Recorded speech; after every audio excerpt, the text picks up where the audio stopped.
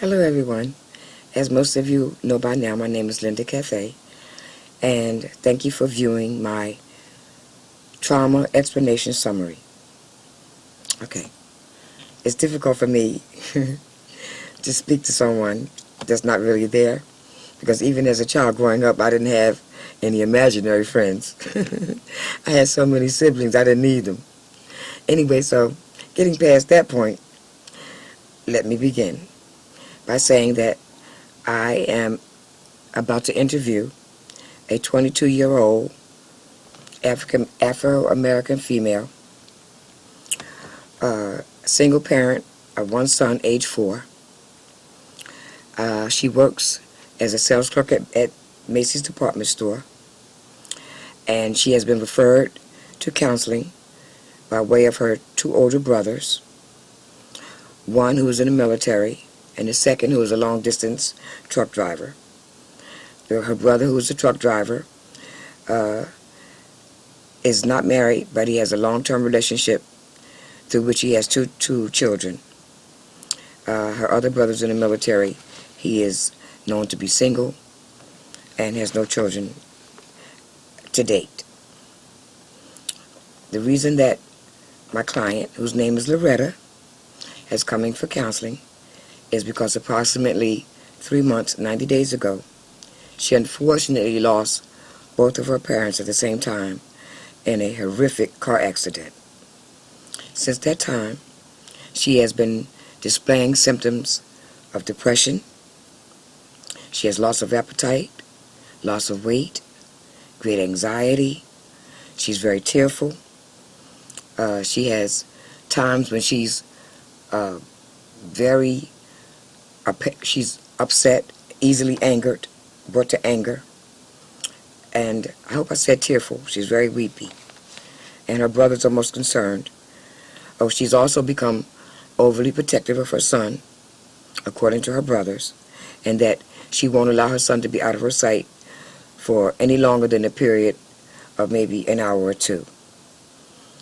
She's also taken up the habit of drinking on a daily basis as a means of helping herself to cope as well as to fall asleep. She has difficulty falling asleep, and when she does fall asleep, she has difficulty staying asleep. I hope I mentioned that she's the youngest of the 3 children born to her parents. And as she grew up, she was very, very close to both her mother and her father, with whom she still continued to live because, as I said, she's a single parent, and she had not, as of yet, gone out on her own with her son. So I imagine that you can, I hate to repeat the same word, but I hope that you can imagine her sense of devastation at the loss of both of her parents. Okay, in this video, we are to explain to the client the definition of trauma. Well, we've learned so much during the course.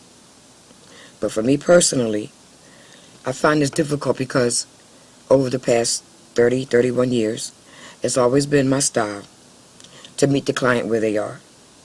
And since there is no actual client that I am speaking with, and I therefore have no ability to make an assessment as to how I should approach an actual client. So, using my imagination, I would start by saying to the client, "How are you today, Loretta? I hope you're feeling a little bit better today than you did the last time we met. Well, it's good to hear that. Have you been sleeping? Have you been eating? I know it's difficult. I can imagine your difficulty. I personally have lost both my parents. Not in such a way as yourself. So I can't imagine, losing both parents at one time, especially in the way that you lost your parents. So my heart goes out to you. But I can understand what it feels like to lose your parents. So, once again, I offer you my greatest and deepest sympathies for your loss. I'm a firm believer that for any type of counseling to be a success, it's going to take the integration of 2 minds. first being yours, the client, and then that of myself. And I'm hoping that I have the skill set and the competence to help you to begin to explain and appropriately express, everything that you're going through, so that as we proceed with these counseling sessions, you'll be able to move to the other side of the pain that you're presently experiencing. And as the professional, I would like to say to you that this needs to be a united effort. I can only help you in as much as you allow me to. And with that being said, I would like to begin with you kindly explaining to me your definition of trauma.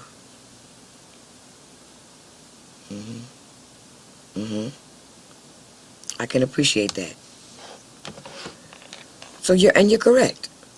Trauma is a life experience that causes one to feel really, really a great, deep sense of pain and sorrow, such as the loss of your parents. So you're exactly right.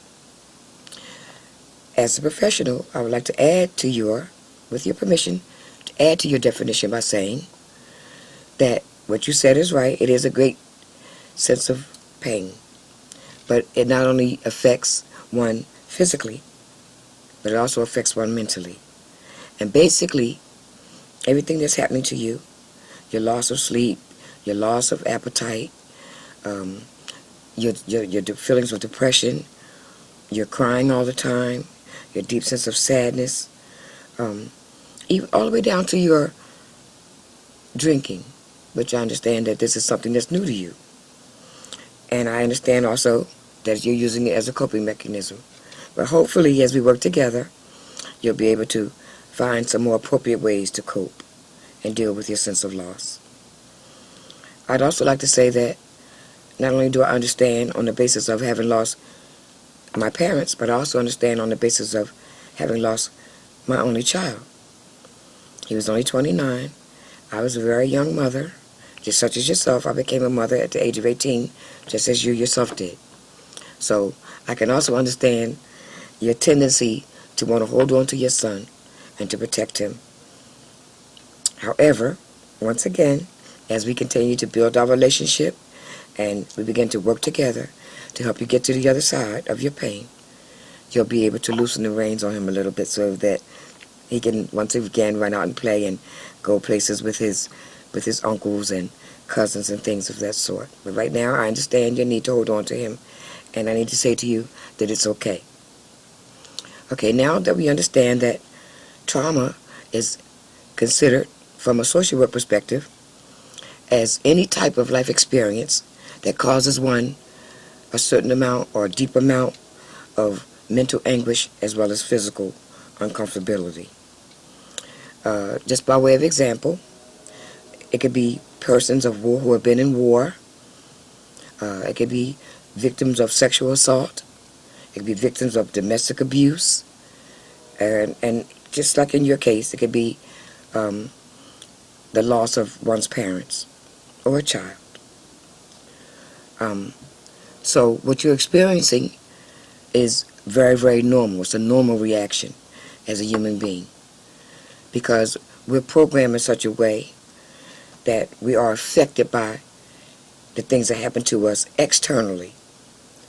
What I mean by that is that you yourself didn't personally have the experience of being in that car with your parents, and I thank God for that.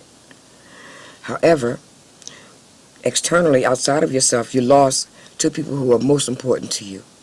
Most important.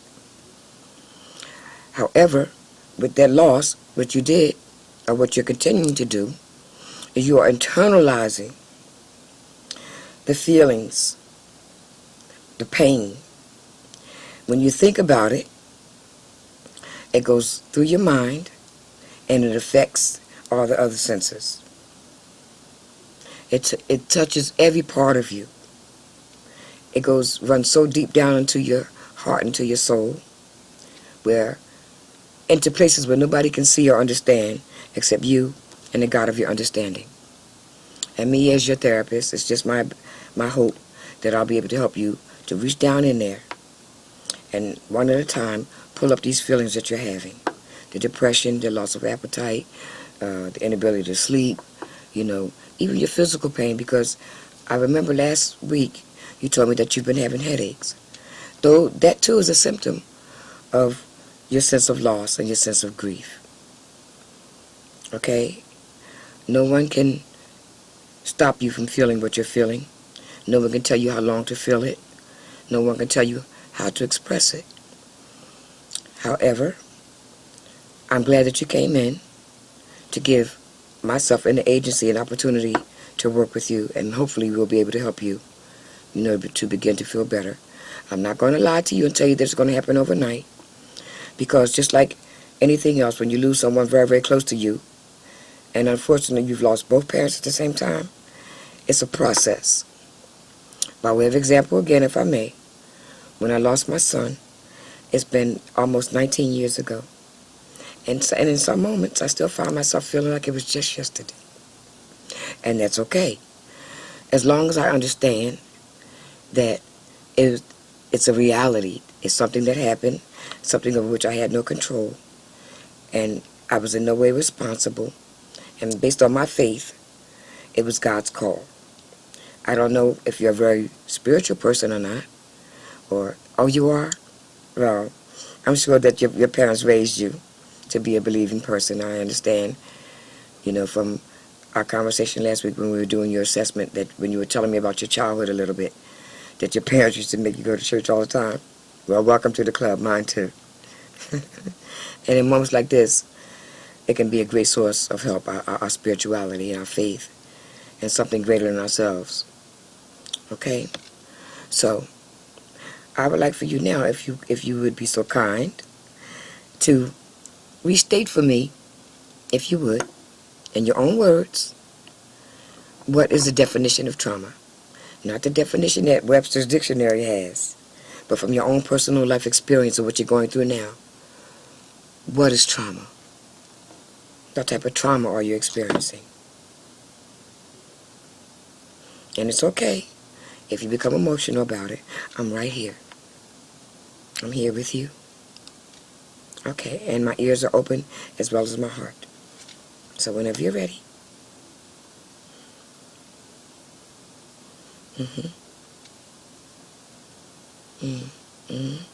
You feel afraid without them. They've been your stronghold. You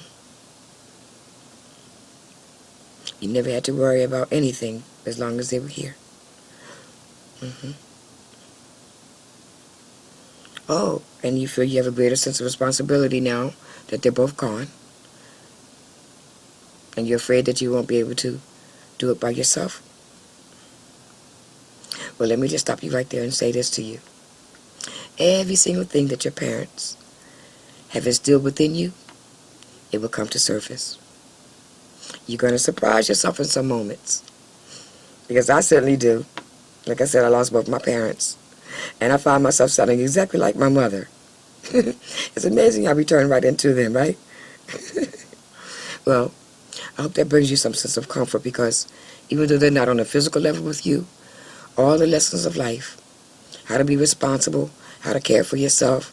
I know you watched your mother and took in all the things that she taught you in terms of raising your son. And don't forget that you also have a support system. You have two brothers who seem to adore you. I'm sure you have a few friends, as you've expressed. Your son's father, you and he may not be any longer in a relationship, but he is there for your son. So he too can be a source of support and strength for you. And of course, I'm grateful to say that I'm here for you as well. And I want to validate your feelings by saying that they're normal. What you're feeling are natural reactions to such a horrendous loss. It's okay for you to feel depressed. It's okay for you to cry. It's okay for you, not to want to eat like clockwork. It's not okay, however, for you to go so far into yourself that you get lost in there. And that's one of the other purposes for therapy. I'm here to help you, not to totally lose yourself in your grief. And I thank you very much for granting me the privilege to do so. Okay, that's the way that I would describe trauma to imaginary client, my peers, and Instructor Campbell, Professor Campbell. And I hope that you all got something from it. I know it brought, for me, it brought up feelings within me that reminded me just how dramatic things could really be. And I'm glad that I've had the therapeutic experiences that I've had that have allowed me to become a survivor of the many things that I've experienced in my lifetime. And it is my ongoing hope that I'll continue to be a beacon of light, for those with whom I'm blessed to serve. Okay, guys, it's been wonderful being in class with you. I wish the best to all of you as we continue on our journey. And thank you once again for viewing my post. Good night.